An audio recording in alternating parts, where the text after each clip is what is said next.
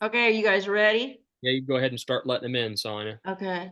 I thought I had a, okay, I'm gonna admit them all. Here they come. Yep. Hope the gate's wide enough. Come flooding, tripping in. Yep. If it's like sheep, though, somebody will be hitting the side of the building or a door or something. So, Oh, yeah. It doesn't matter how wide that gate is. They crash into the sides of it. yeah, they always find it. They always find it. But okay, it's 7 o'clock. We're going to go ahead and get started. I want to say thank you for everybody that is joining us tonight. Just to start things off, if you don't mind, please go ahead and mute yourself. Um, Keep things under control here a little bit and eliminate any kind of background backfeeding, if you will. And this will give it a little bit of courtesy to our presenter tonight, so you don't have to worry about battling noise. So if we see anybody that is unmuted, we will probably go ahead and mute you. But if you have any questions throughout the evening, feel free to go ahead and raise your hand, type it in the comment section, whatever you feel is best serving you. If you're shy and you don't want to ask the question verbally, type it in. We'll make sure we get it to Dan as well. As always, we try to keep these webinars very open. And personal. I mean, we want interaction. We want questions. This is I believe, our third webinar now that we've done, right, Sana? We just want to keep bringing relevant information to all small ruminant producers across the world, whoever we can reach out to anyway. So our goal is just to provide as much information that is relevant to all producers, and hopefully, with what we're bringing tonight with Dan Persons and Shearwell, we thought this was kind of an interesting topic that could serve everybody. We feel it's probably underutilized within the industry. We've been getting some comments and questions in regard to it. So why not bring the expert on himself to present and let him know what he's got shaken and how it can benefit your guys' operation as well. So without further ado, I'd like to introduce Dan Persons. He will make a little spiel himself, and then he's going to dive into the presentation, and then we'll obviously open it up at the very end for questions. But like I said, if you have questions or comments, type them in, reach out to us, and we'll be glad to get them answered. So Dan, it's all yours, my man. Okay. Well, welcome everybody. I'll give you a little introduction of myself and where I come from. I'm located in west central Minnesota, so about an hour and a half southeast of Fargo, North Dakota. Can't see Canada from here, but you can get there in a morning's drive. So we're pretty close to Canada. Up sort of we're on the edge of the Red River Valley in Minnesota. We go 10 miles west of me. There's about 1 foot of fall in a mile on the ground. And if you go east of me, you're into the beautiful lake region of Minnesota. So I'm right on the edge of the valley and the lake region. So pretty rolling hills, well suited to livestock and crops both. We run right now a flock of about 500 polypay ewes that are commercial polypay ewes, all enrolled in NSIP. So we get some pretty good data on them. And then, but we started 20 years ago with just 50 ewes and built that up pretty rapidly. At our peak, we were at 1,100 ewes, and we were doing out of season lambing and a little bit of accelerated lambing. So I've kind of run through the small flocks up to being a pretty good size flock. And now because of my gray hair, I'm kind of getting ready to sit back a little bit and rest a little bit more. But I started working for Shearwell Data I bought my system in 2012, and I started actually working for Shearwell Data in 2015. And in those first 3 years, from 2012 to 2015, I got a little circle of people involved in RFID, and that also bought into the Shearwell system. And so by 2015, we'd gone from myself as one of the first users in the US. I think the other one was in Montana, and we both came in about the same time. We went from just myself to about 50 people in the first 3 years. And at that point, I started working for Shearwell as really a customer support role. And within a year after that, at 2016, I took on the role of support and sales for the entire United States for Shearwell, and was the only player in the game in it at that time. 2019, we'd grown to a point where we really needed more staff, and we received a government contract, ended up opening an office in Houston, Texas, and now there are 5 of us employed full-time with Shearwell in sales and marketing and distribution, shipping of tags, printing of tags, product distribution. 5 people in the United States, and another probably equivalent of a person and a half in the United Kingdom that deals solely with, well, amongst many people in the UK, but probably the equivalent of one full-time equivalent that just supports the US offices. So that's kind of where we've been. I've helped somewhere around 300 different farms across the United States transition from sometimes no records to EID records and a fairly extensive record keeping system. So that's kind of my story and where I've been. The sheep has been my thing for a little over 20 years now. Before that, we had beef cattle.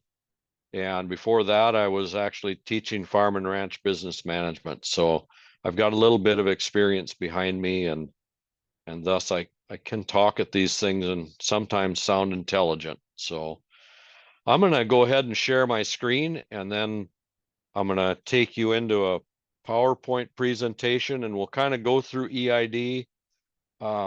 I really encourage you that if you've got questions as I go through this, to either type it into the chat or raise your hand or just temporarily unmute yourself and ask your question. It doesn't bother me to be, I won't say disturbed, but interrupted in the middle of something. So we'll just go ahead and, do what you do what you're comfortable with.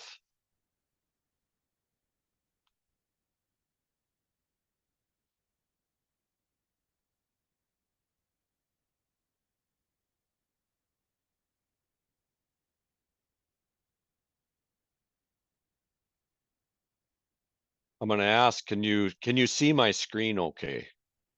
Should have a screen says managing flocks in an information era. Yes. Okay, good. So we're on the same page. That helps. So we're going to talk just a little bit tonight about managing flocks in this new information phase that we're in, and it's across all of agriculture. It hits us in our grain farm pretty heavy. Hits us, of course, in the sheep, and if we go in beyond just the normal flock, I mean, we're into genome work, and 10 years ago, that wasn't even on anybody's radar really on the sheep world. So we've come a long ways in the last 10 to 15 years. And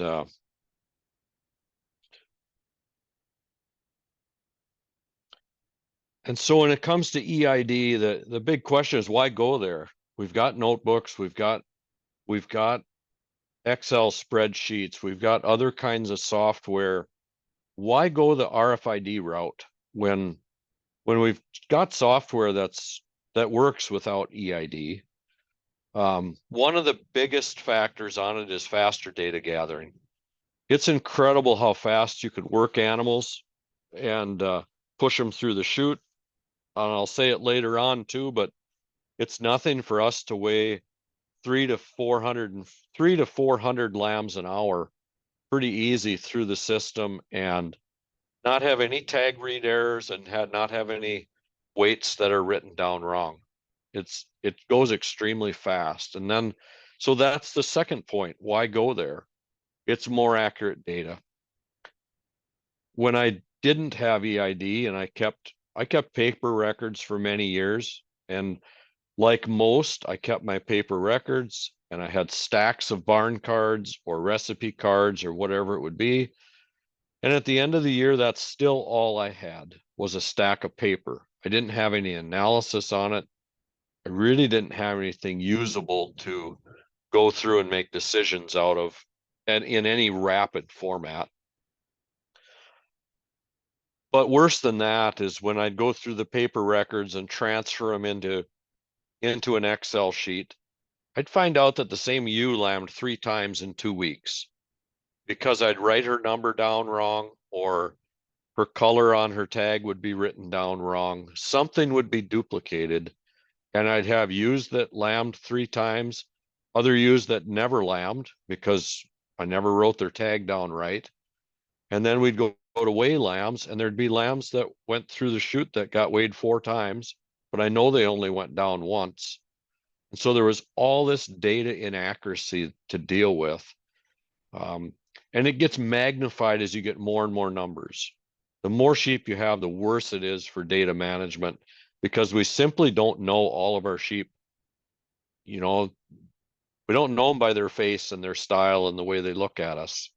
The picture on the right-hand side of the screen, that's my replacement females. That's half of the replacement females for 1 year.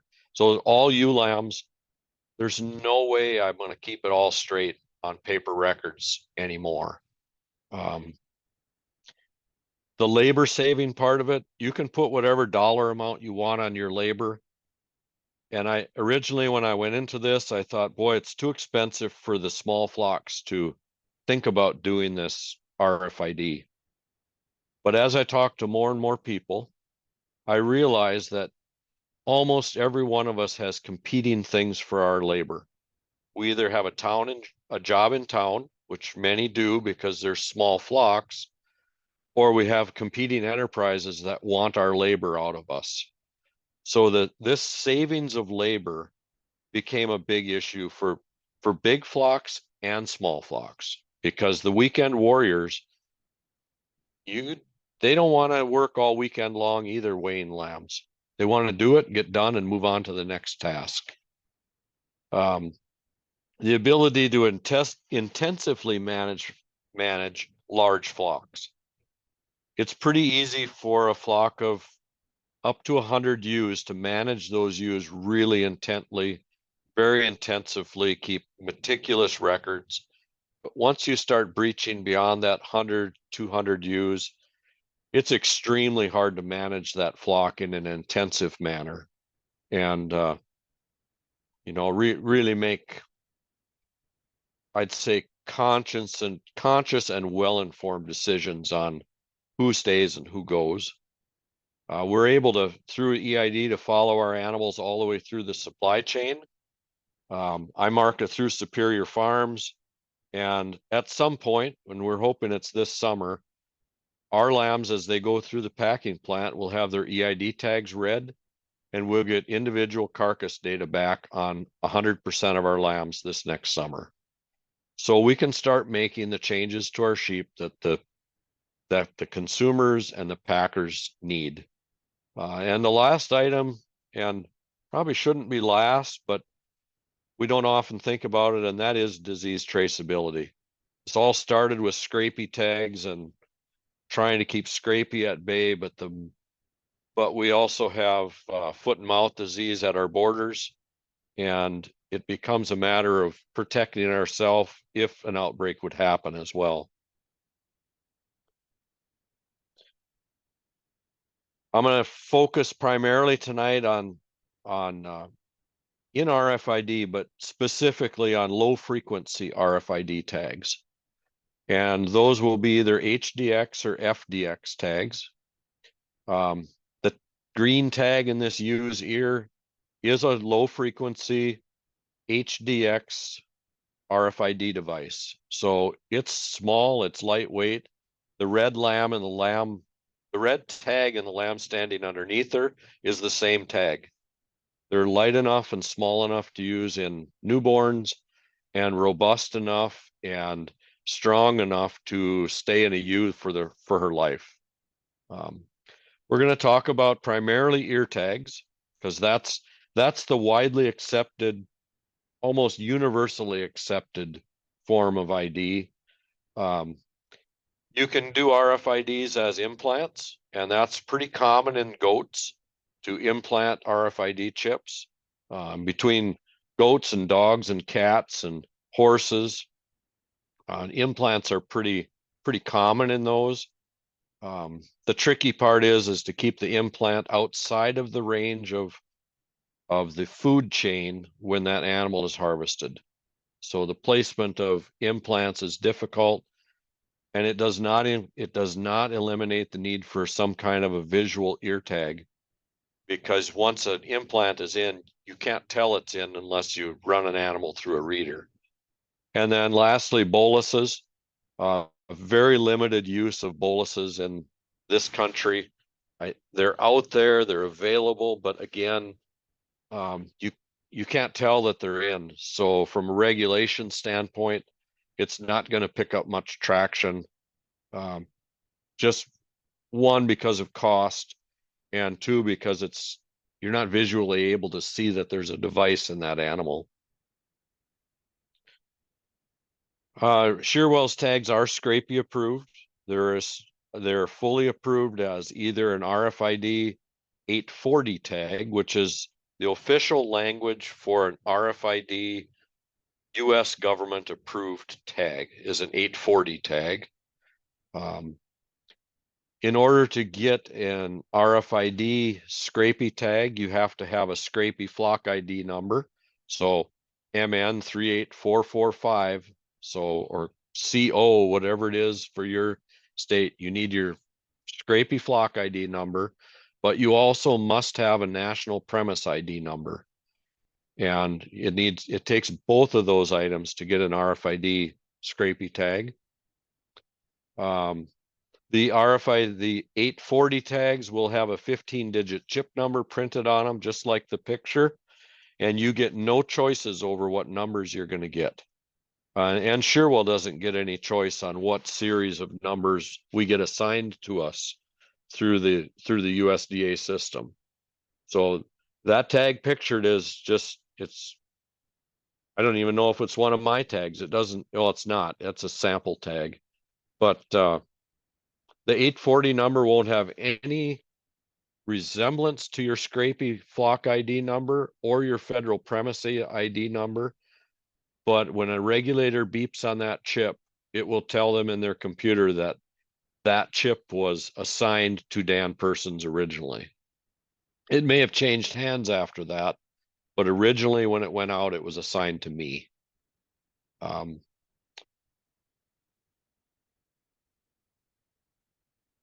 Yeah, and you can't choose the numbers. So, but that's what they'll look like. It'll have a little QR code on it. Good luck ever reading it. I think whatever regulator decided it should have a QR code didn't have a clue about livestock. But unlawful to remove a US shield and then the 840 15-digit chip number. Kind of a fun fact, it's 15 digits as you see it on that tag, but in reality, it's more like 26 or 27 digits in the background. There's a lot more numbers in that chip than what you see on the tags. And part of that's room for expansion of numbers, because eventually we will run out of 840 numbers as they appear on the tags right now. Components of a system. So the ear tag is sort of the base layer of it. It's the base disposable layer. Now we'll go beyond that. It takes some kind of a reader to read a chip. It takes a stick reader, a data logger, I'll call it. And stick readers in the upper right-hand corner is what it is. It's just a wand or a stick that has a capability to read a tag number. Data logger would be more like in the lower right-hand corner, where it looks like a handheld computer. In Shearwell's case now, that's their new X6 model, and it's a handheld computer with a built-in tag reader on or handheld like cell phone, but it has a built-in reader on the top of it to read ear tags from. And then lower left corner is a panel reader. You can put them on a chute as the animals walk by. It's a very powerful antenna, much more so than any handheld device. It'll pick those tags up within a foot to 2 feet of that panel pretty easy, and generally at walking speed, so they're quick. And then in the upper left-hand corner, I've got My FarmWorks. That's the new software by Shearwell. Right now, it's just been released, and it's a very basic system. It's very basic. For myself as a commercial producer, it does not do enough for me yet. So phase 2 of that software is supposed to be released later on this year, and that'll be a much more comprehensive with better reporting capabilities. But you do need some type of an RFID reader, and they're not all created equal. There are stick readers out there that will only read an FDX chip. There are panel readers that'll only read an FDX or only read an HDX chip. Our stick readers and our data loggers and our panels will read both HDX and FDX chips without issue. But there are companies that are selling very proprietary stick readers that only read a certain type of wavelength and chip. So be aware of that as you go searching for different components, and not everything is created equal in this world. The other components, it just sort of builds off of that. There are sorting crates that are all air operated. And I'll have a video of this a little bit later on. Air operated in gates and out gates and sorting gates in the front, built-in panel readers. So it truly makes it more of a hands-off system for handling sheep. The panel readers I already talked about. They can mount over wooden fences. They cannot mount on steel panels or steel gates or anything like that. It has to be an isolated type of system. You can't even have them really mounted in a steel gate and have it surrounded by metal that's close to that antenna, because what happens is that signal will go into the entire crate that you're using or your fencing system you have, and the signal will just get totally lost. It'll be out of tune and you won't get any tag reads. So the best is mounted on plywood or a wooden gate. And then there's scale boxes, whether it's homemade or built by a company, Shearwell or whatever other company. A lot of them are older crates that people have, and they can be retrofitted with reader panels and retrofitted with digital scales that have Bluetooth capability. There's ways to change some of our old scale systems where you don't have to throw it out. You just need to spend a little bit of money and retrofit to some current technologies. The last component is software, and I'm a firm believer that this is the biggie, is the software. There's software on the market that is very basic, really basic. It's just list making software, where if you want to run sheep down a chute and keep track of who went on the truck that day, it's great for that, but it doesn't give you the capability to really analyze your sheep. It just makes simple lists. Good software makes the data collected more valuable. If there's some sort of a way to analyze data within the system, without you having to be an expert in Excel or an expert in database building, where it's software that has some reports built in and has some functionality that is, I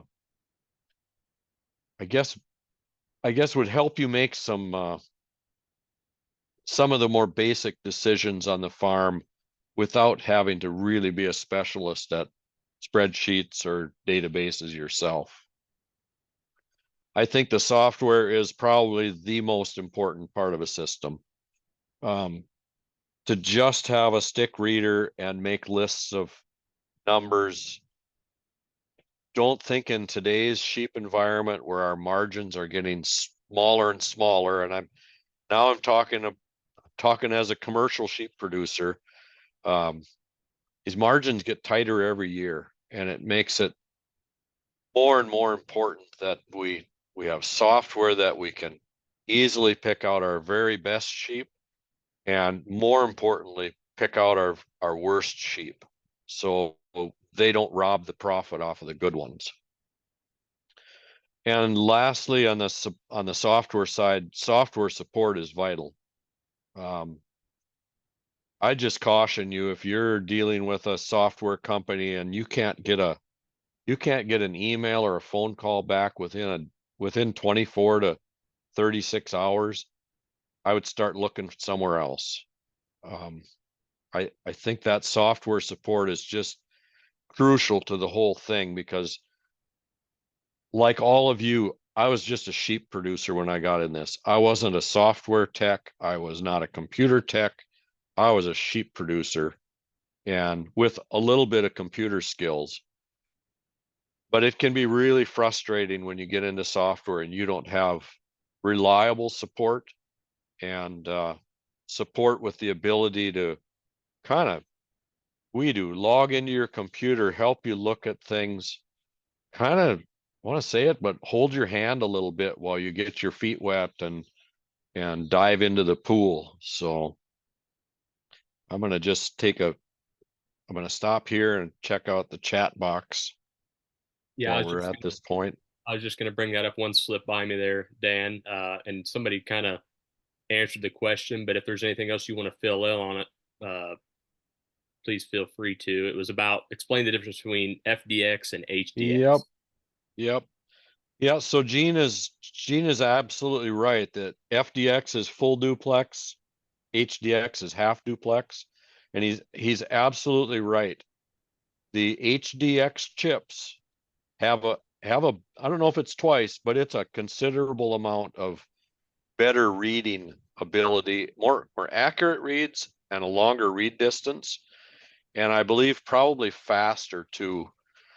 The difference is an HDX chip finds a signal from a reader, it gets excited, and it sends a single signal back to the reader itself with its chip number on it.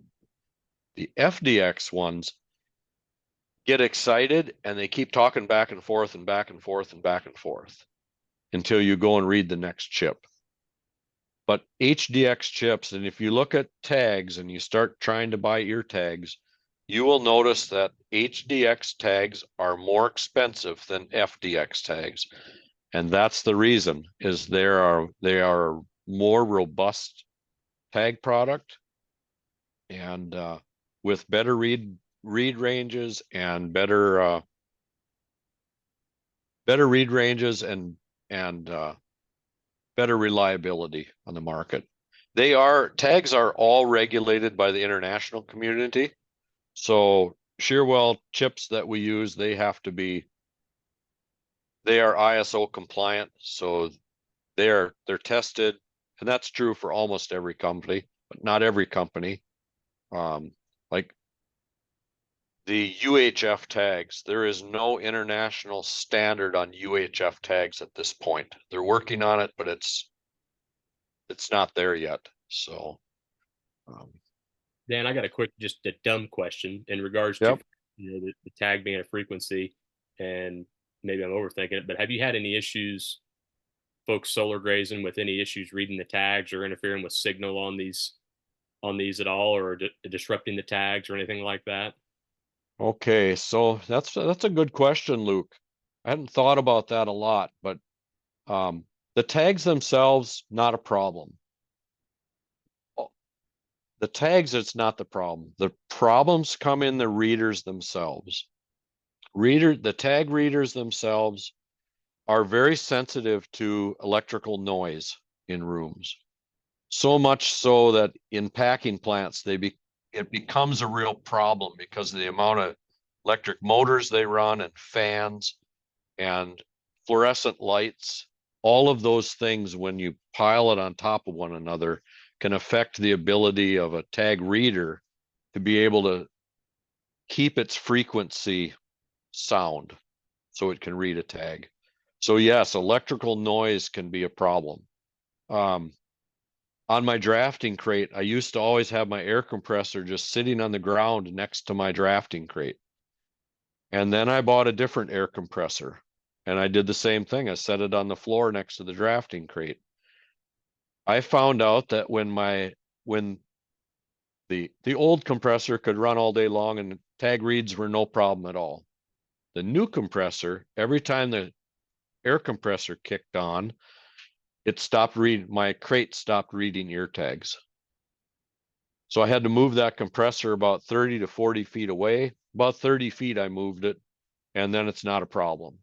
But it was putting out just enough radio noise out of that cheap Chinese motor that it interfered with the drafting crate's ability to read tags. So that's a good question, Luke. Not a dumb one at all. And I don't know that in a solar farm it would be a problem, but I wouldn't rule it out either. Yeah, and I guess Especially around the big transformers that would be there. and Like I wouldn't have my working setup next to the transformer site. Yeah, and like I said, I guess my angle with it was, would it distort or potentially overwork that tag with any extra frequency that you would have to be No, that won't be the problem. It won't send out the right frequency to do that, I don't believe. It's going to be more an issue with the tag readers themselves not being able to keep their signals sound. You bet. So I see we got another question that came in here real quick, Dan. The mobile app is for Android. Is the Apple app coming soon? Oh, yep. So that's the new system that they wrote, and I'm going to get into that new one here in a little bit. I think I'll just wait on that because that question's going to get answered here pretty quick. Well, I say that, but quick is all relative, right? So, Dan, when you are changing with the RFID implants or the tags too, is there any paperwork required for change of ownership on that stuff yet here in the United States? I think the UK and that they require all that, but no, that's not yet, right? Not in the United States. No, And then it's no different for the RFID tags than it is your visual scrapies, where if you sell at breeding stock through an auction barn or really through anywhere, you need to keep record of what you did. And the auction barn needs to keep record of what they moved through.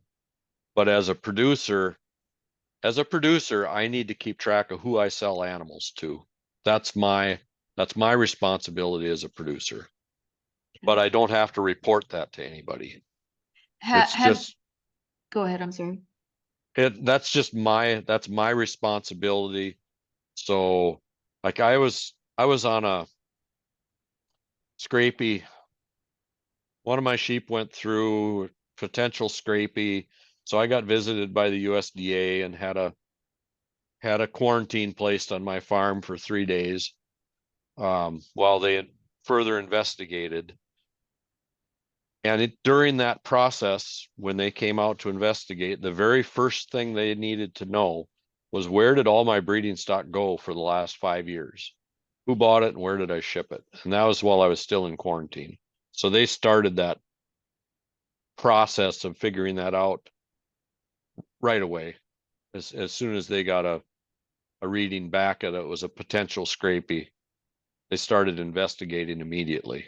So, but that was my responsibility. I had to come up with records that said this is where everybody went to. And luckily I had them. It wasn't, within a half hour, he had everything he wanted. So, One more question on the sale barns.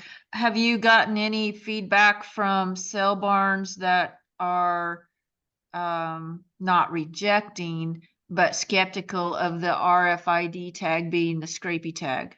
I've heard instances of that, Sona. Um, what many of my producers do now is when they send ewes into a sale barn, they will provide that sale barn with a list of EID tags that are in those sheep. So the sale barn does not have to have a reader themselves, and then that barn can go through and just check that a few of those numbers are actually on that sheet of paper as kind of a check for themselves. I have heard of a sale barn in the east that even though it had an 840 scrapey tag with a USDA shield and unlawful to remove, that the sale barn forced them to put in a visual scrapey tag at the sale barn and charge the farm for it. They would not, and it's them. I mean, they had no right to do that, but that sale barn, that's what they did, and they forced it on them. So I've heard a few instances, but really nothing. I was also told that as long as that regulator can see a US shield on the tag, they're satisfied. So that's, I hope that answers your question. Yes, we deal with some remedial sale barns out here, and so. Yep. Yeah, I know it's that's they're skeptical of it. One more question popped in there too, Dan, if you were done with Sana there. Yep. Note section for identifying the information on sales. Is that traceable within your program? Since you were talking about, keeping track of records of who, obviously there is, if you're able to track that down. Yeah, that's probably one of the advantages of this software is it was developed in the United Kingdom, and some people in the US hated it because it forced them to do things we weren't used to. It forced you to put in, who did you sell the animals to? And you couldn't just say, well, they're just sold. So our software does track who every animal is sold to, and those, if an animal's sold, it doesn't disappear out of our records. They stay there forever. Okay. So that's good. Yeah.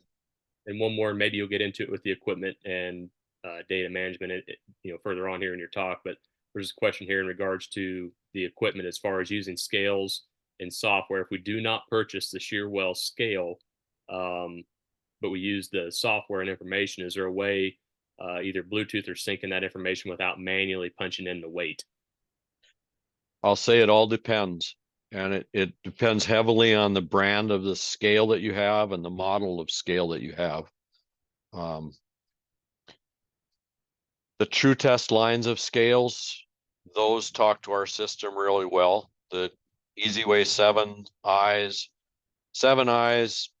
3000 and 5000 series, if they're Bluetooth capable, they'll talk. Digistar scales will not.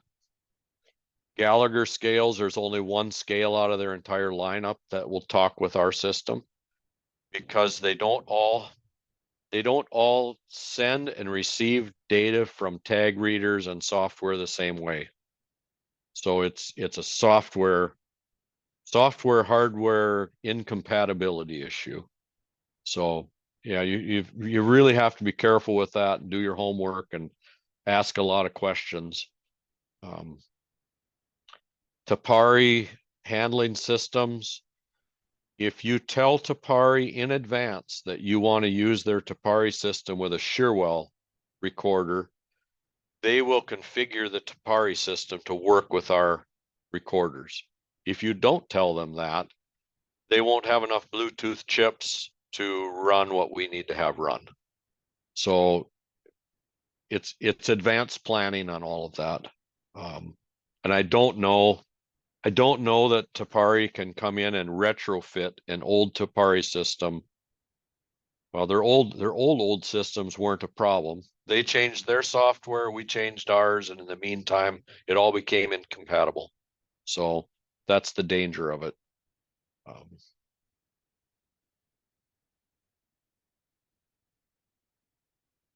Is that it out of the chats, Luke? So far, yep, I think you're free to go ahead and progress on to wherever you want to go. And if we see some more come in, we'll take another break here. Okay. Yeah, but yeah, keep going on. You're doing good. All right. Well, my screen froze for a second, but here we go. So how can we use the data? I'm going to run through these pretty quick. Selecting poor performers, and I'm going to show you a sheet here in a little bit that shows what kind of information you might see. Selecting top producing ewes for maternal lines. So it's both ends of the spectrum. Clip out the bottom ones and save out the good ones. And in the meantime, you bring your averages way up and can make things more profitable. Monitoring death losses. I'll just say when you actually start doing some lamb posting your mortalities and tracking what everybody dies from, it can be eye-opening as to what the true losses are.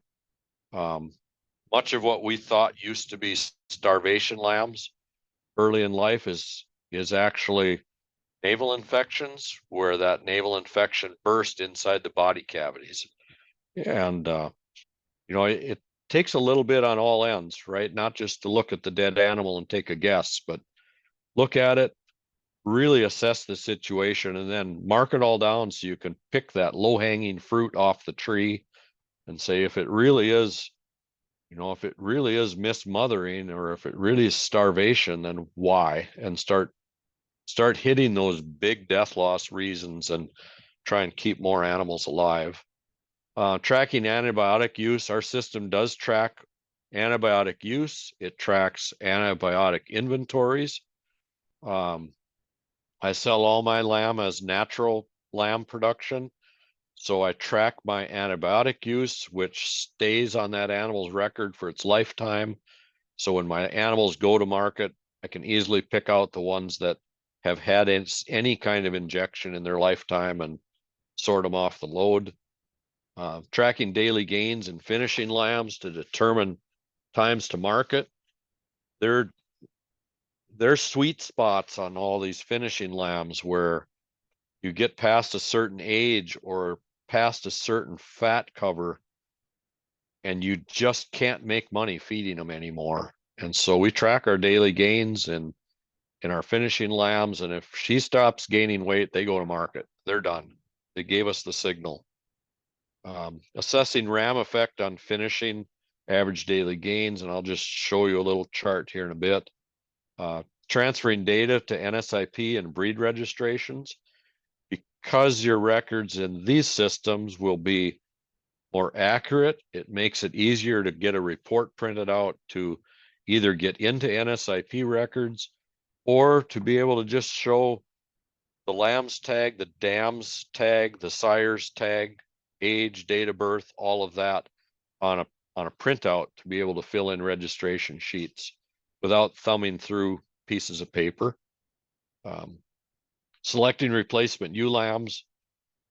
I used to have all my barn cards, and then I'd sit down about in July and start going through, if you can imagine, 500 ewes on stacks of barn cards, and then try and figure out what ewe lambs you're going to keep back. And I can now do my replacement ewe lambs in about 20 minutes of sitting at my laptop. I can sort out my very top end elite ewe lambs for number of lambs born and daily gain. And all of that, once I have my list together, I can send it to my handheld computer and sort those out of gate. And I'll show a video of this too, of really not even looking at the sheep. Reads an ear tag, tells me which way to sort it. So, and then conducting on-farm trials. Since I got into this RFID, I've done feed trials, I've done feeder trials where we're trying different types of equipment for feeding lambs and seeing if we can change either our feed efficiency or our rates of gain. And we've done feed trials on, every salesman comes out and has the latest and greatest. And we'll run our own on-farm trials and look at daily gains. It's not perfect science, but it's better than anything they brought to my doorstep. So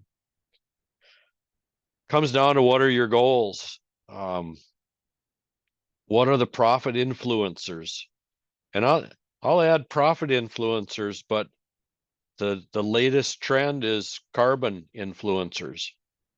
If we want to make a difference on the carbon effect of our sheep production, everything you see in this list is not only a profit influencer, but it dramatically changes the amount of carbon. It changes that CO2 gas equation for our sheep.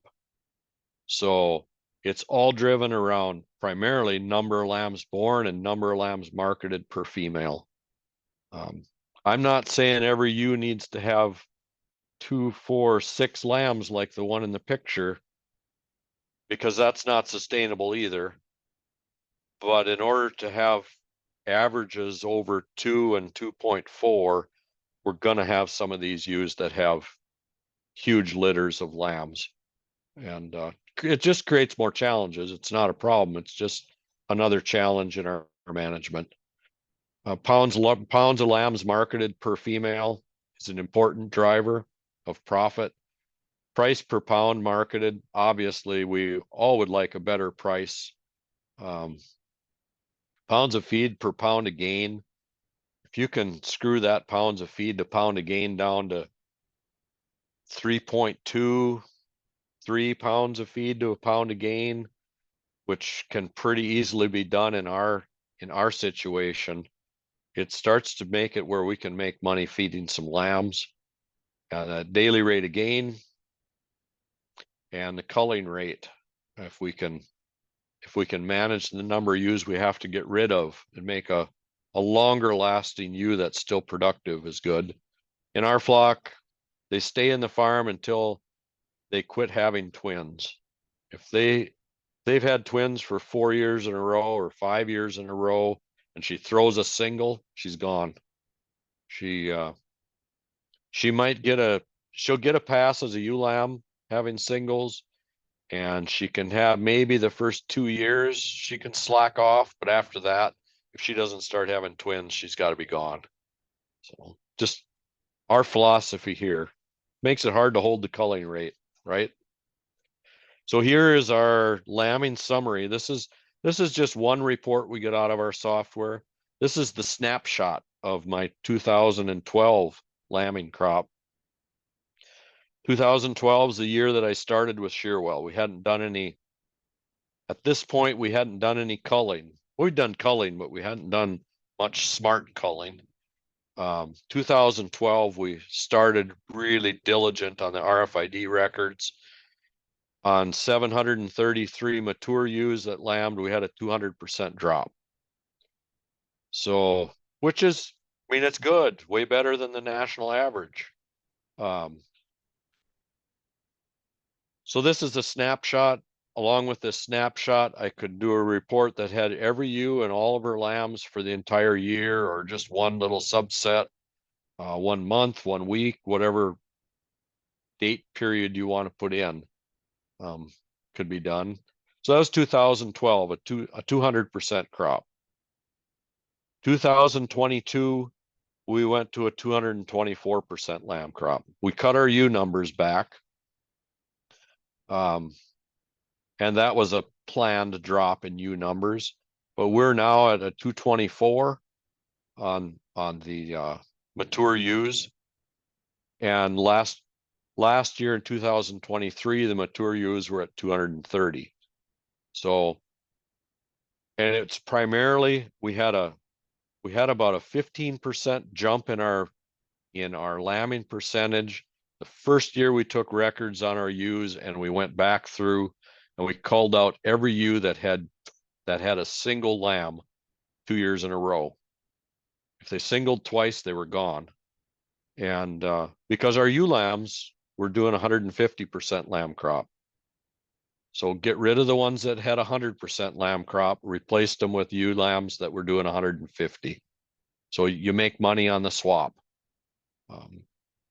So that's culling out the bottom. That was the first step. We culled out the bottom. Second step in the last 5 to 6 years has been going through and making our list of elite ewes that consistently have twins and triplets, and consistently have above average weaning weights on all of those twins and triplets. So kind of a two-step, but that's the process we took. Just an example of a report and what you may get out of it.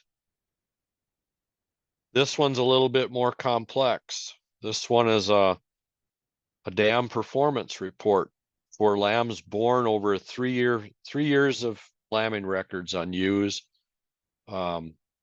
So even though this first ewe had lambs more than just those 3 years, I told it I only want to see these 3 years of records on ewes.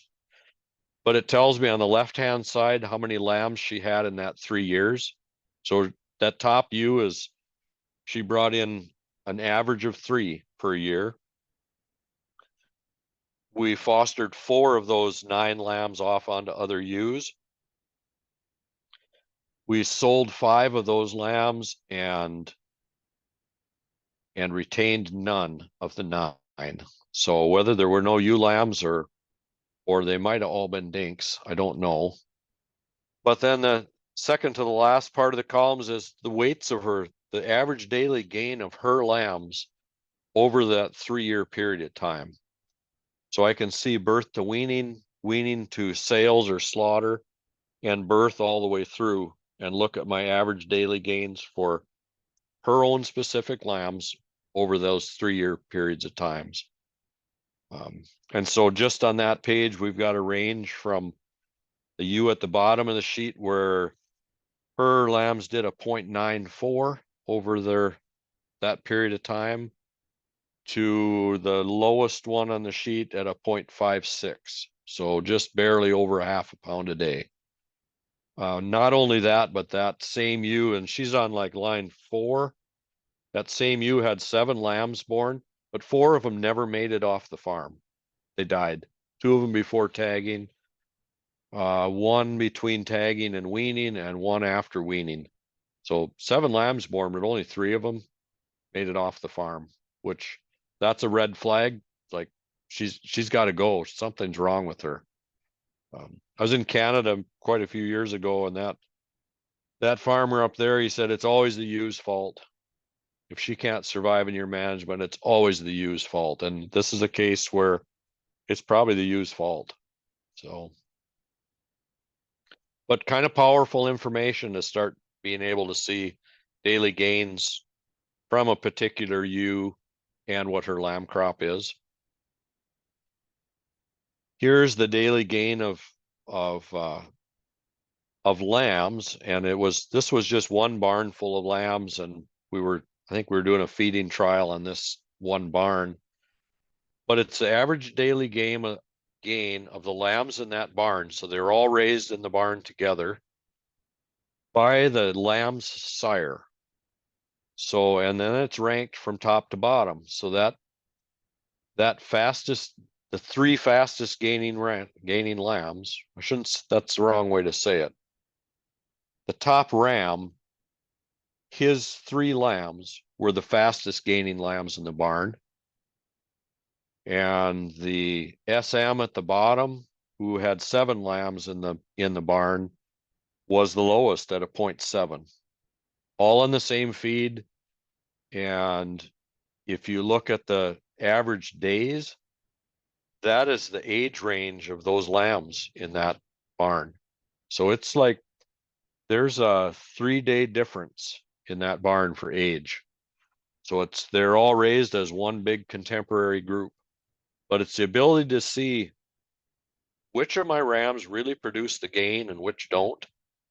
And it can be a little bit of a factor of who the dams were, but sires are half of the equation. So,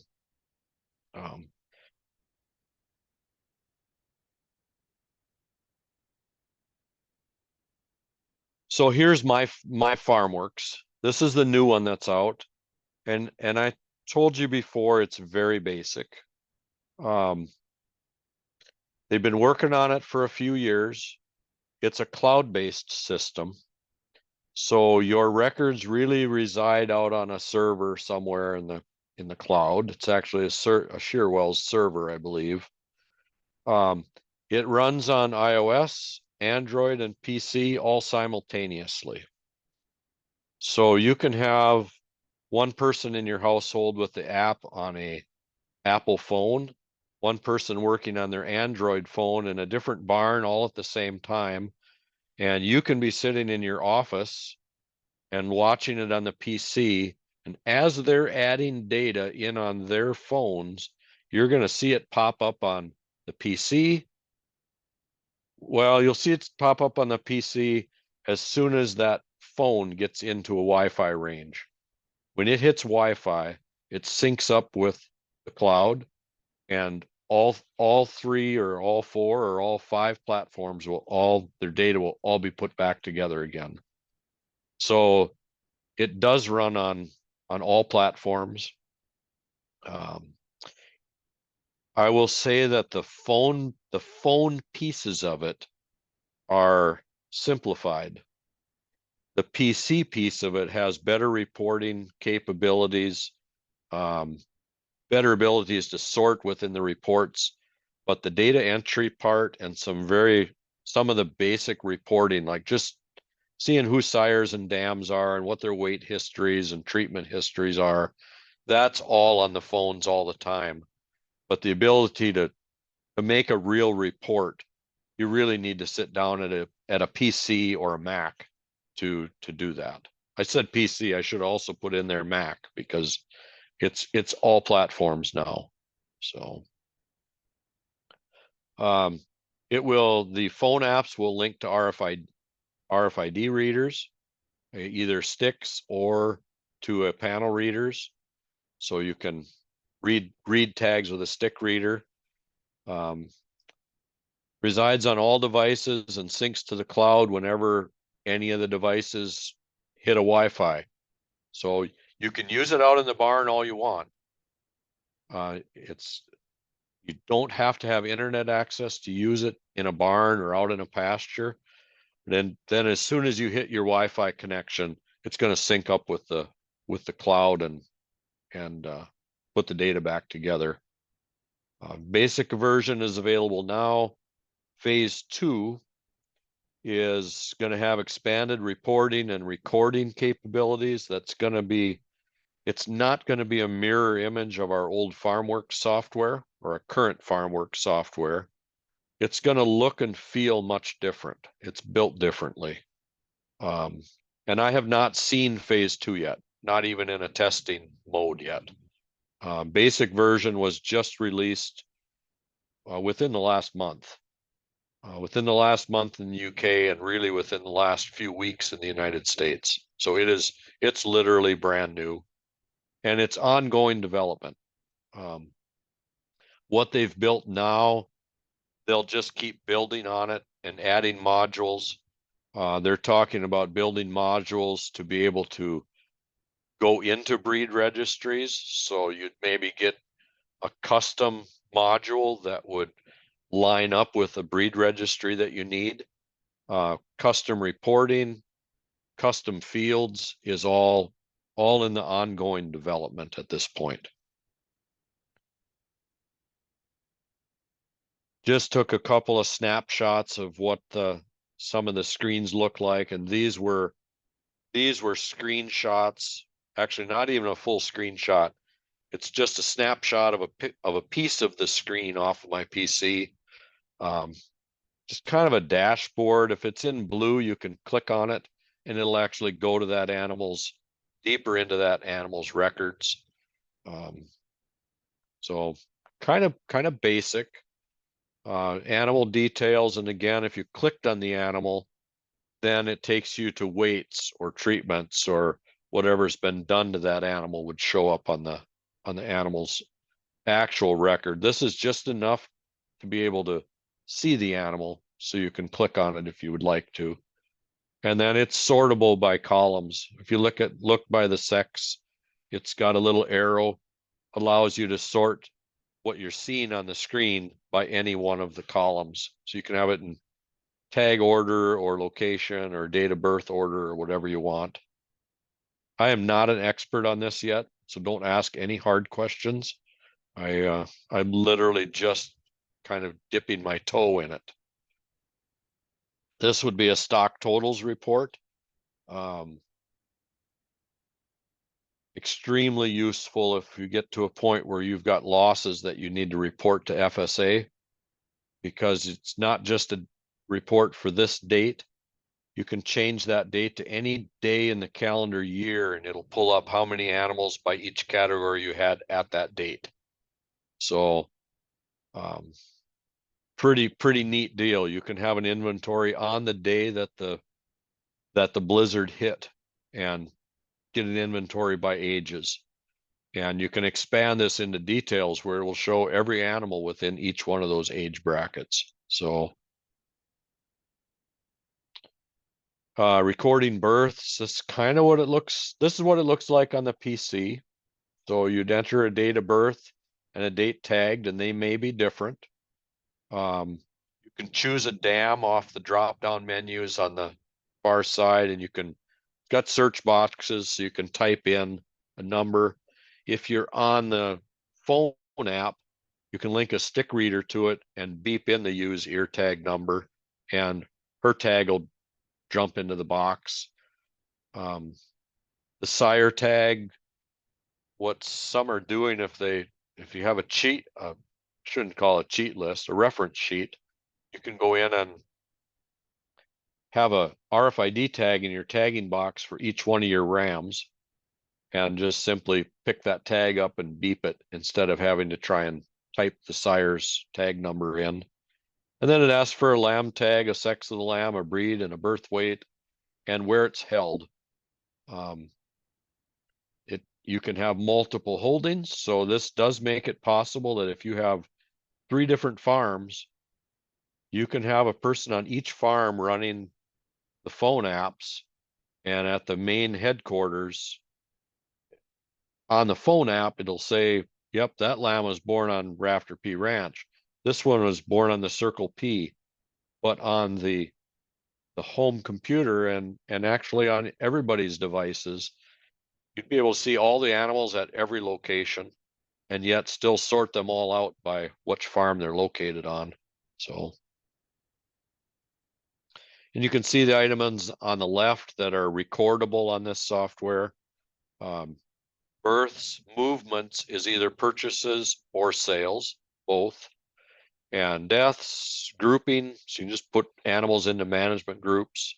Replacing ear tags if they lose their visual tag and you want to give them a new tag number, you can do that.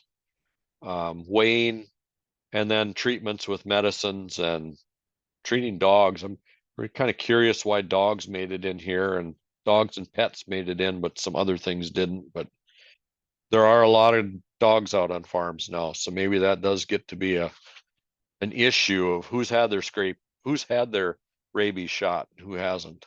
But so that's kind of just a really brief one into it.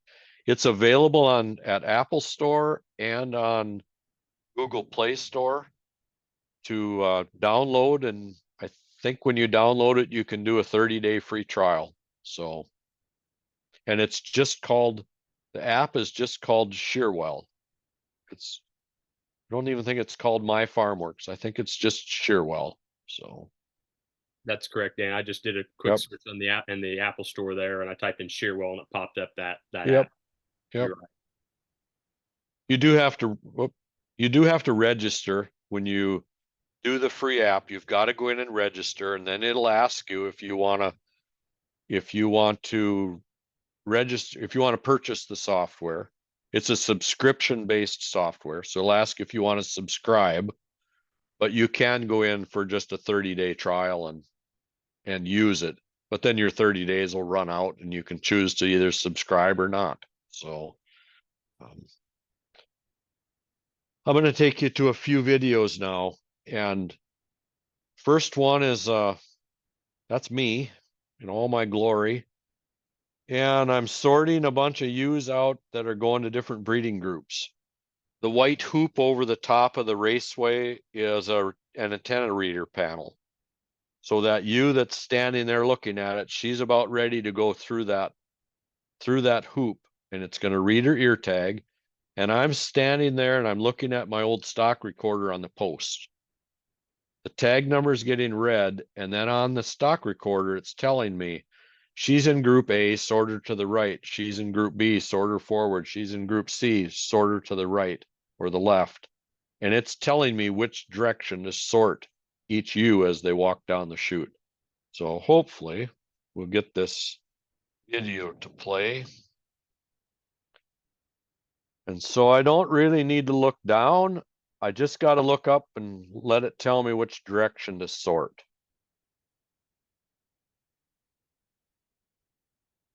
I got to stop them just a little bit, make sure I've got the right tag read with the right sheep. But you can sort a lot of ewes in a hurry and never look at a tag and never look at a sheet of paper. The list was all made ahead of time and transferred onto the handheld recorder. So, and I'm not too bad at running a 3-way gate with 1 or 2 hands. So that's a stock recorder with an antenna panel. Just showing you that when you go the RFID, you're not struggling to read ear tags. And it's the same when you're weighing.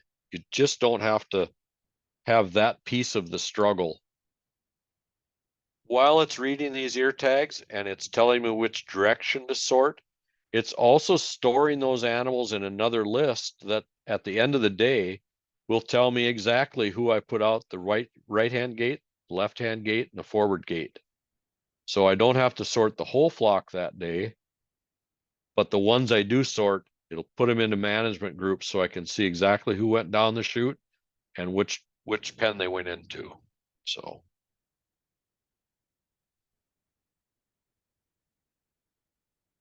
this next one, I can find my mouse.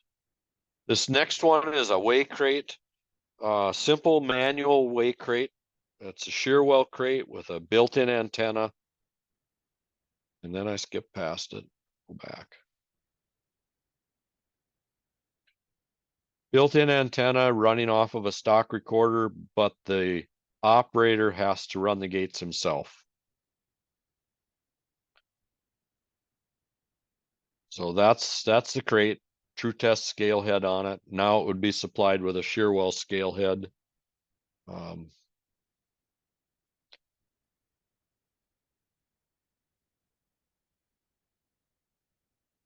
And so he's watching his screen in the middle on the recorder. I don't know that you can see it real well, but it's telling him how much the lamb weighed and how much its average daily gain was since the last time it was weighed. So he's seeing that information kind of in real time. At the same time it's doing this, it's recording all the data as well. So it's recording the ear tag number and recording the weight and giving him the average daily gain about as fast as he can open and close gates. Hey, Dan, is there an alert or a signal that's made when that information has been successfully saved, so you're not kicking them out too fast before that information logs? Yep, there's a little, actually when it comes up, it's really quick on the screen, but right at the bottom of his screen, there's a green bar that comes up that says saving. And so, yes, it does. The other signal is when it's back to a tag field at the top, it's done. It's ready for another animal. Even though there's a tag number in there, it's searching for another tag number already. Readers are kind of interesting. They, the whole time that animal is in that crate, it's reading its ear tag. The reader will just sit and go tick, tick, tick, tick, tick, tick, tick, tick, tick, tick, tick, tick, tick, tick, tick on the same ear tag over and over and over again, but it'll only send it once to the recorder.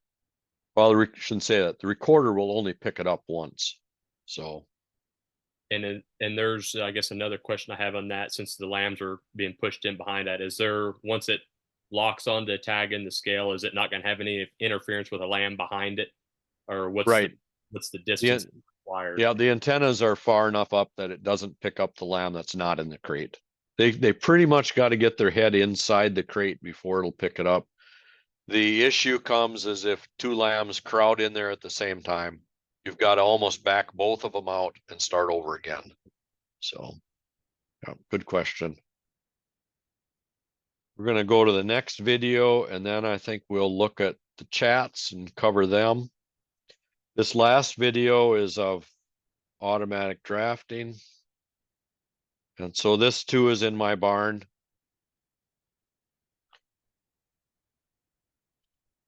Reading the use ear tags, capturing the weight, capturing the ear tag number, and then it's working off a list. And I suspect here we're sorting for breeding. I don't know what we're doing, but guessing we're sorting for breeding. But nobody has to touch a gate. It senses when there's an animal on the scale, and as soon as it starts to feel a little bit of weight on the scale, it starts closing the back gates, and it won't open the back gate. It'll close the front gate, and it won't open the back gate until the scale's back down to 0. So, and sorting 3 ways, kind of a hands-off deal. It can actually be a kind of a boring day where if you've got a really great wife, she can kind of run the back gate and you can sit on a 5-gallon bucket and watch the crate work. So, Is this a sales pitch for saving marriages, Dan? Is this what you're saying? you got that exactly right. So about the time we bought our systems, our kids were all leaving home. And you know, this crate seems like it's about $16,000, but you don't hire much hired labor for $16,000 anymore. And this will work all day long, any day I want it to work. It saves a lot of headaches, especially when if you can think back to when you're trying to weigh lambs and read ear tags and everybody's throwing numbers out and somebody's trying to write things down, and it's just wrought with issues. These kind of things just save all that anxiety. It might pick a wrong weight once in a while if somebody steps on it and doesn't commit themselves to going in the scale. You might get a few weights that are off, but we find ourselves weighing animals a lot more with these kind of tools available to us. So that's an automatic drafter. Nothing fancy, doesn't tip them, doesn't squeeze them, doesn't do anything. It just holds them and weighs them and sorts them. So if you want all the tipping and the squeezing, then I would just put a tipper above it or in front of it or behind it, one of the two. But Dan, on that system, on that video, where is your reader at? I see the handheld device, but where's your? Yep. So the reader, there's a panel on both sides of the unit that you can't see from here. I'll go back.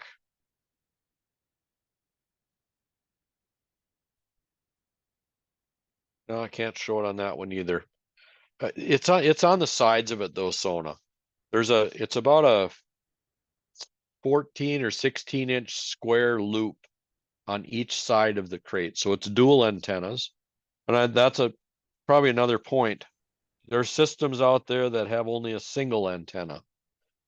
Single antennas are okay if you're extremely careful about always putting your tag in the correct ear.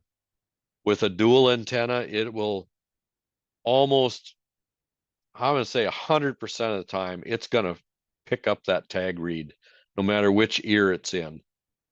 It's going to pick up a tag read. So, but they're mounted on both sides of the chute.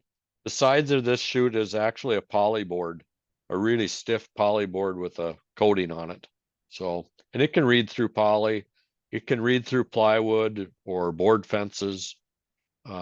They're pretty powerful readers. In fact, the stock recorders and the stick readers, if you have your antennas on the drafting crates turned on, this is true of every company.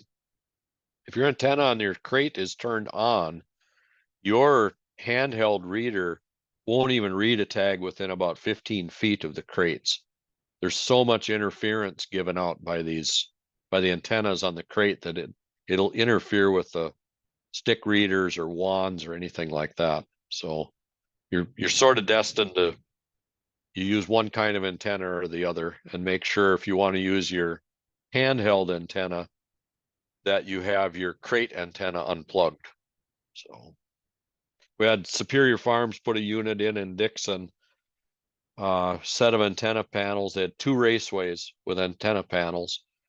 Well, they had a weigh crate with panels, and then they had another race that just had a panel in it. And they called and they said, our weigh crate won't read ear tags. And I said, well, send me a bunch of pictures. So I looked at the pictures of what they had, and here it was probably a good 15 or 20 feet away in the background. I saw their other raceway with an antenna mounted on the outside of it.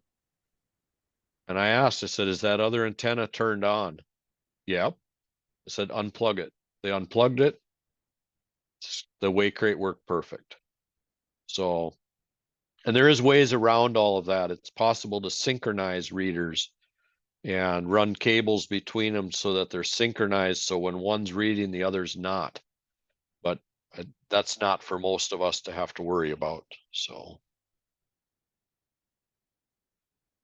Working chutes, here's my working chute. It's old, it's simple, it's 3 on the left-hand side. That's sort of the holding pens leading into the chute. It's 3 pens with an angled, 1 pen with an angle on it leading into the chute.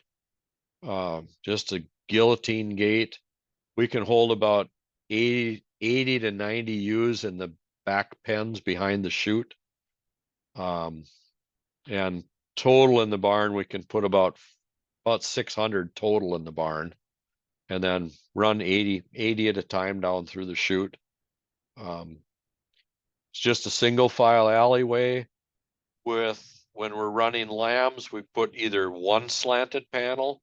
If we're running really young lambs, we'll sometimes put 2 slanted panels in the chute. You can kind of see on the right-hand picture some plywood that you can't. It's hard to tell in the picture, but that's slanted out by the width of a 2x4 on the bottom. It's just enough to keep a 60-pound lamb from wanting to turn around in it. There's just an illustration, the width of the bottom, just a pair of gloves laying there so you get some kind of perception of width. We have an on-deck box right ahead of our drafting crate.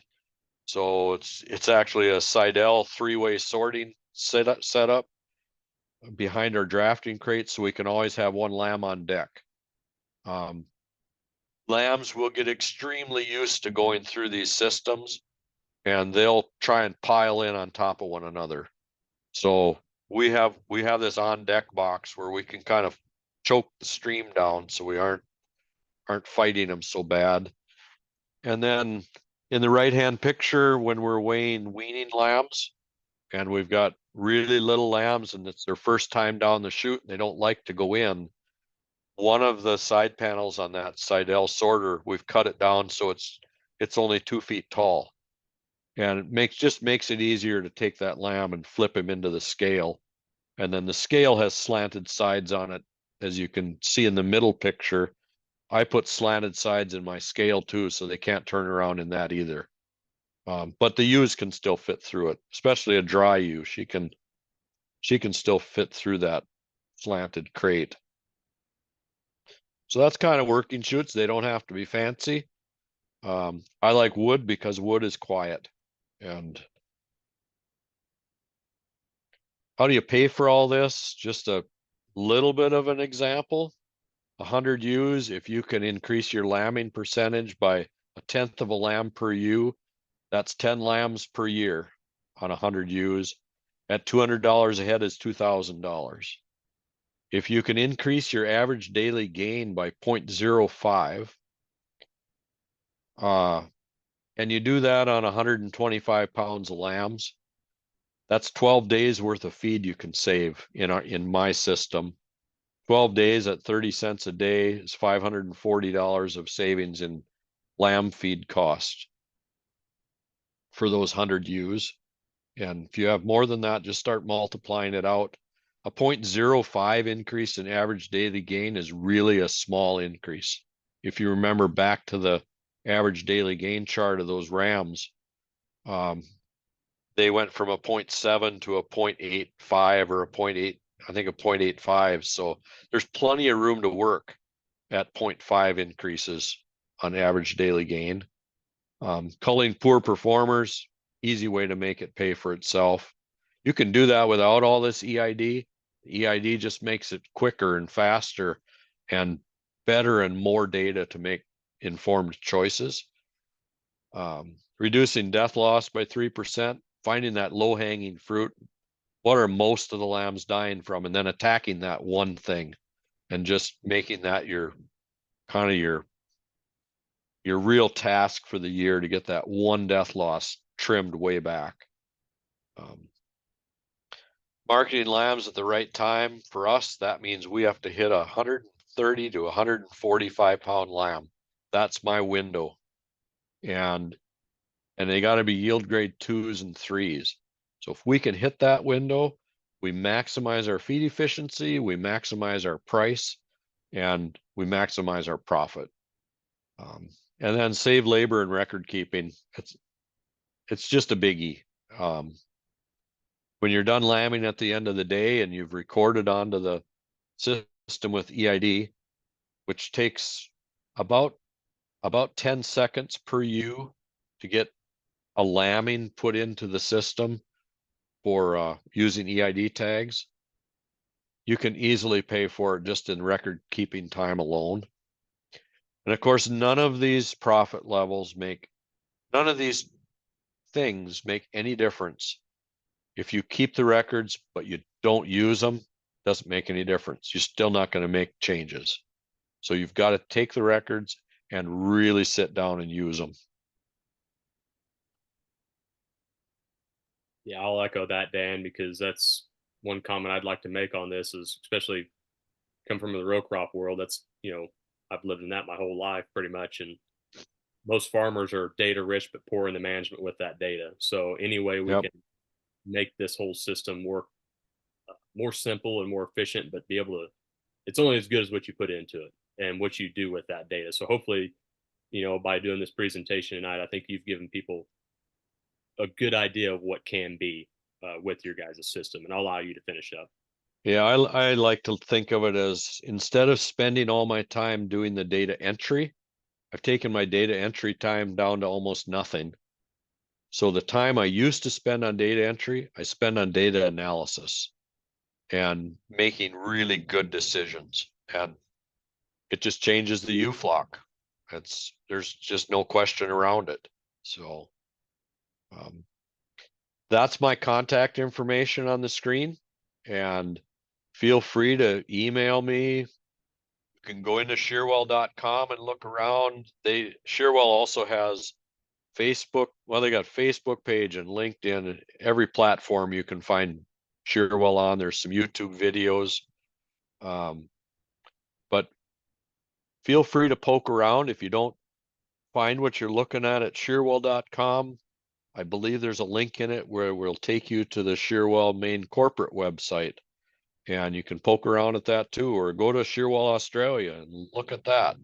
We're kind of all over the world now, so it's grown quite a bit. Very good. Dan, What do we got going in the chats up there? We got a question that popped in here. Is there an ability to record wool traits being the new version? Yeah, good question. There's always been the ability to record a wool score, but that was limited to like a 0 to 9 score, just a ranking kind of score. I did talk with the programmers here before the ASI convention. I met with the programmers, and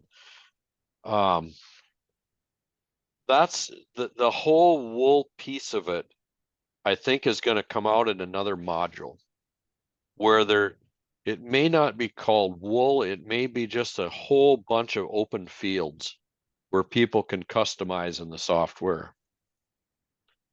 Because so it's easy to say, yeah, wool scoring, but then what do you want? Do you want staple length? Do you want fleece weights? Do you want the coefficient of fiber diameters? So the changes in fiber diameter from one end to the next, or just fiber diameter, color. There's so many things within the wool that depending on who you are and what kind of sheep and what your market is, you're all looking at different things. And I think that whole wool arena is going to be one where they're going to come in with another module at some point, and probably reasonably soon because of the Australian market that they're in now. That's my take on it, I guess. Right now in the new My Farm Works, there's nothing for wool, not even a wool score. The old Farm Works, there was at least wool score. And for the shedding breeds, that was kind of good enough. They just wanted to record, are they good shedders or poor shedders? But when it gets to the wool breeds, it's a whole nother language, right? It's very different. So If there's any other questions, feel free to unmute yourself or type any more. If anybody else have any more questions before we send Dan off for the evening. If there's not, I'll just make a quick announcement. We have our next webinar tentatively scheduled for February 7th. That'll be with Dr. Alan Williams, about talking about grazing systems, grazing management, adaptive grazing, and that whole line. So that'll be February 7th, tentatively right now. I will confirm that and send out the link for that once that comes in. So just wanted to make that announcement. We've got some more questions coming in here, Dan. Would you please explain the different types of RFID tags available to purchase, glass crystals, and which ones should we purchase? Yeah, Gene, that's a burning question, right? So the old line of glass tags and for those of you that don't know, the ear tags are especially troublesome when it comes to the plastics and the environments that they have to perform in. Some plastics work really good when it's hot and dry.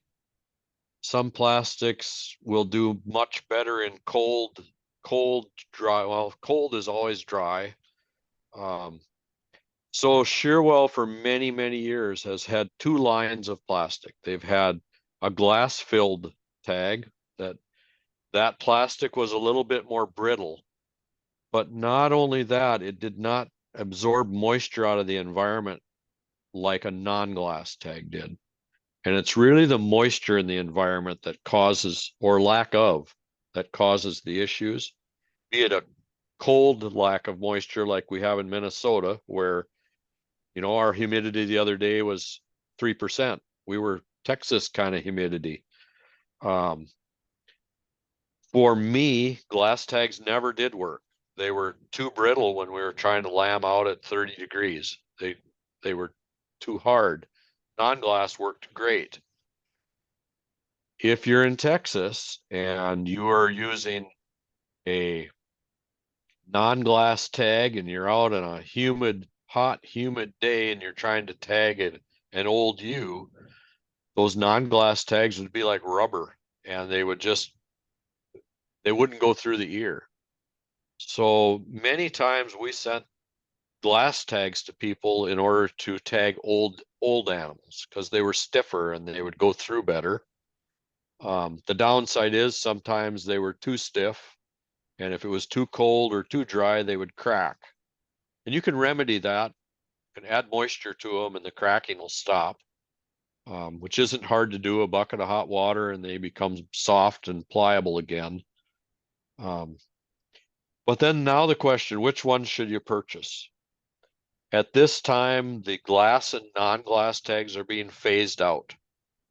And they're switching to a different class of polymers it's a different class and type of nylon that is got a much broader range of temperature and humidity abilities. It's not in every tag yet. And I don't really know what to say. For me, what type of tags we send has always been a conversation between me and the producer, because the salespeople, unless they ask you a lot of questions and they've had a lot of experience, they won't know what to send you. An awful lot of our breeders that are in the very hot, dry climates have gone to a non-glass tag because the glass ones simply they would just run out of moisture. They'd be so brittle because they'd get dried out. Where the non-glass tags, they'd lose their moisture, which made them a little bit stiffer, but they would never get crispy. So it's a real balancing act, and I don't think we'll ever 100% please everybody. I think it's just not possible in the plastic world, where here in Minnesota we'll have a 120-degree temperature range during the year, and we'll have a 90% change in humidity during the year. I mean, we've just got huge weather swings on both ends. So it's a matter of, when are you tagging? What are you tagging? What's your weather like at the time you're doing it? And it might change monthly. So I don't know if that helps any, Gene, but that's all I've got for you on it. I know we're switching to a different plastics compound, or plastic nylon compound that's more forgiving. And some of our colors, I was told some of our colors are already the new nylon, but I haven't been told which colors they are. So they're using up, we don't make the tag the day that you order. We make the tags by the millions and put them in warehouses, climate controlled warehouses, not just a warehouse, climate controlled warehouses. So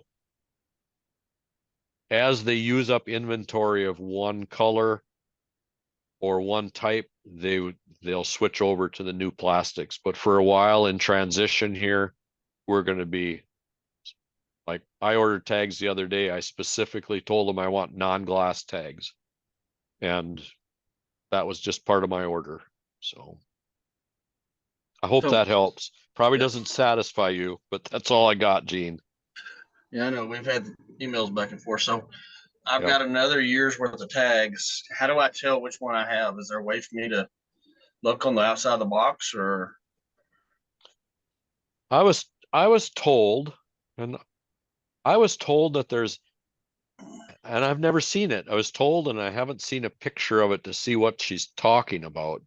But she said and I'll get this wrong, one of them has a little notch in the plastic where the chip is located. If you look in the end of the tag where the chip hole for the chip is.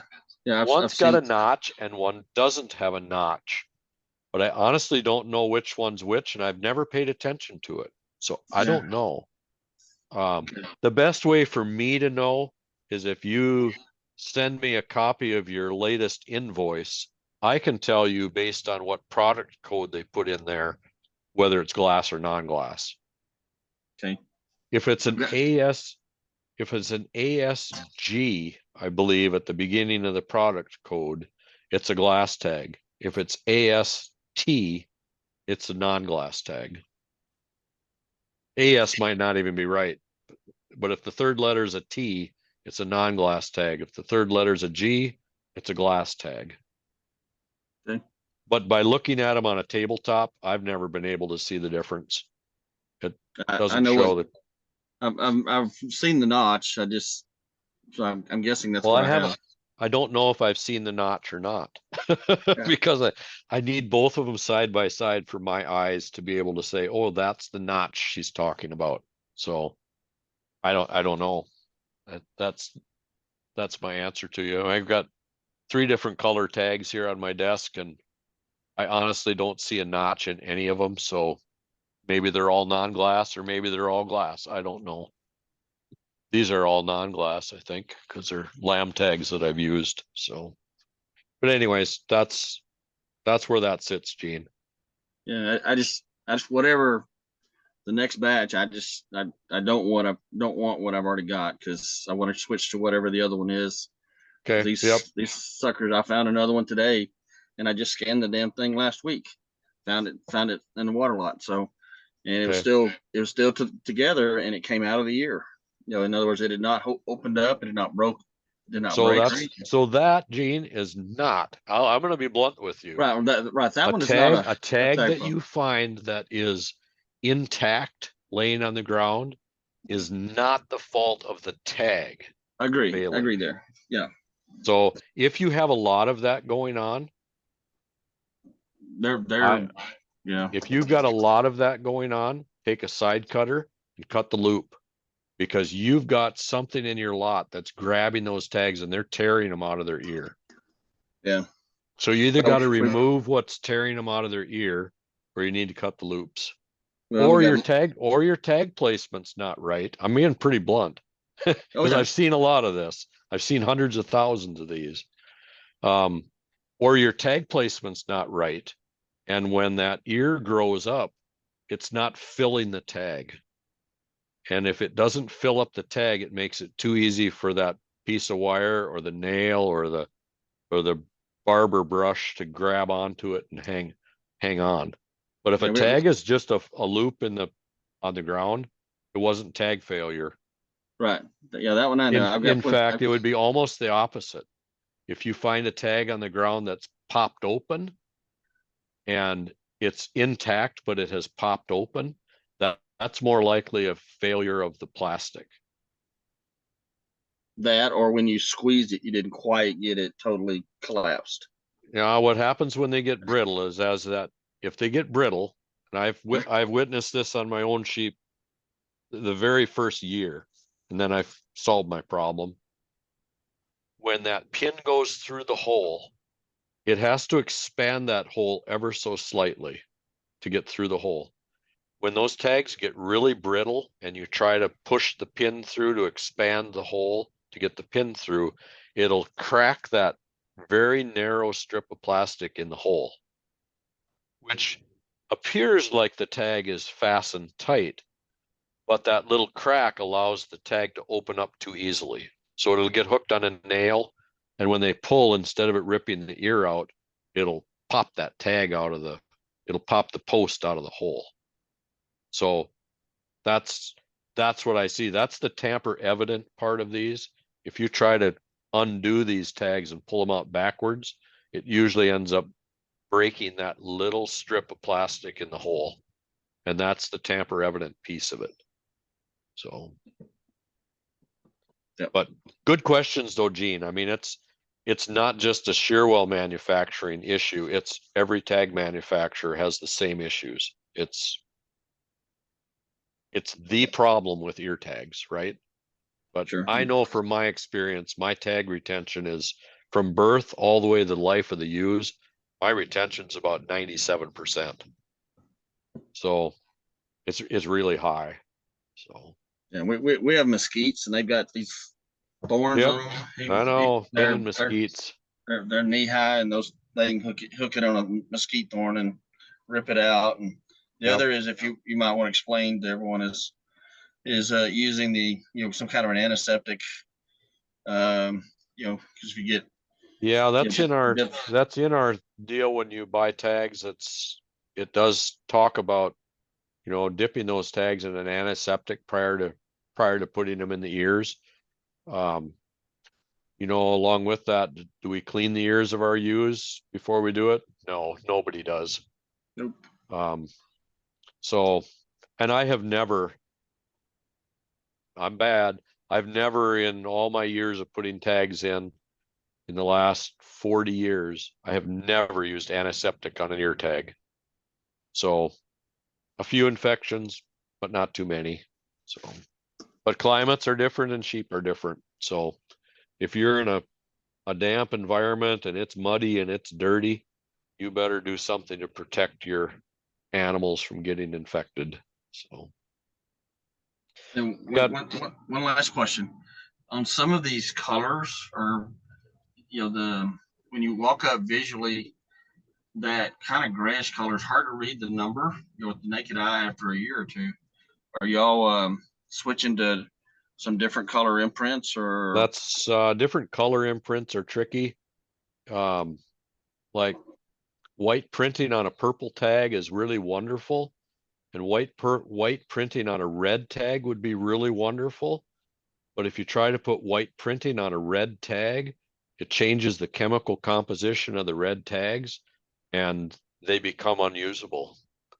So all of that's a chemical thing. And Yeah. I will tell you that in order to do any of that new printing, all of this stuff has to go through testing, and it all has to pass the government inspections that it's appropriate.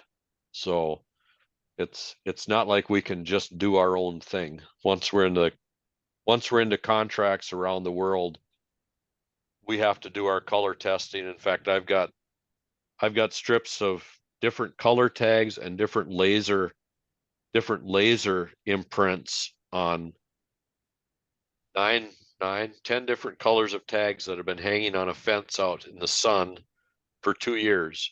And that's part of the trial, is put them out there in the harshest environment you can do and see how they fade and how they work.